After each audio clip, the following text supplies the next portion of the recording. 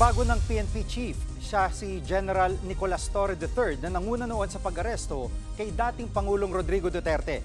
At live mula sa Camp Crame sa Quezon City, nangunguna sa balita si Brian Castillo. Brian, bakit si General Torre ang napili ng Pangulo?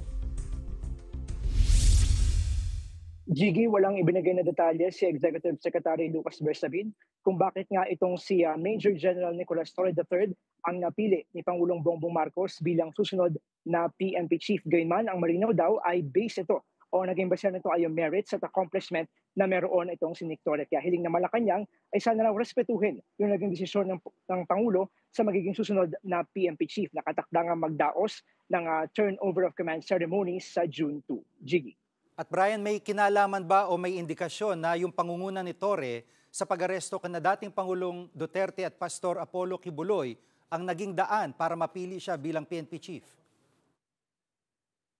Jiggy, ayon kay ES Bersamin, posibleng isang araw yan sa mga naging konsiderasyon kung bakit nga napili itong si Major General Nicolas Torre. Gayunman, marami na posible na may iba pang mga dahilan kung bakit napili ni PBBM itong si Nick Torre dahil itong si Torre ay naging kilala rin sa kanyang ipinatupad na 3-minute response time noong siya ang district director ng Quezon City Police District kung saan ang naging mandato niya ay magresponde ang lahat ng mga pulis sa loob lang ng 3 minuto mula nang matanggap ang anumang tawag mula sa mga nakakailangan ng tulong. Jiggy. Ibig sabihin nito ay tataas pa ng ang ranggo niya sa pagiging general, 2-star general.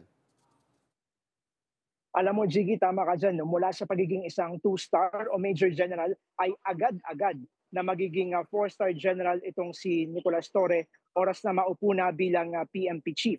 In fact, nalaktawan niya yung iba pang mga naging maingay na contender sa pagka-PNP Chief na mas mataas yung ranggo kumpara sa kanya. Kabilang na nga dyan itong si Lieutenant General Jose Melencio Natates Jr. na siya ngayong Deputy Chief for Administration ng PNP. Ito rin si Nick Torre ang kauna-unahang PNP chief na graduate naman ng Philippine National Police Academy o PNPA dahil for the longest time mula ng matatag ang PNP ay palaging PMAyer o graduate ng Philippine Military Academy ang mga nauupo para pamunuan ang pambansang pulisya.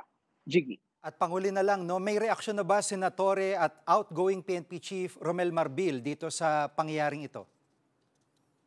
Jiggy, sa isang Facebook post, sinabi nitong si incoming PNP Chief Police Major General Nicolas Torre na nagpapasalamat siya sa lahat ng mga taong sumusuporta sa kanya at nagbiro pa nga siya na pasensya raw sa mga hindi pa niya masagot yung mga tawag at text dahil parang sumasabog na raw yung phone niya sa dami ng kanyang mga natatanggap na calls at messages.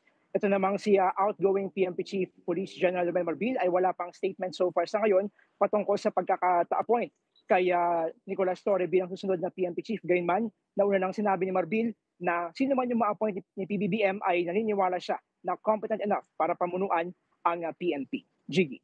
Yan po ang ulat ni Brian Castillo live mula sa Camp Crame sa Quezon City.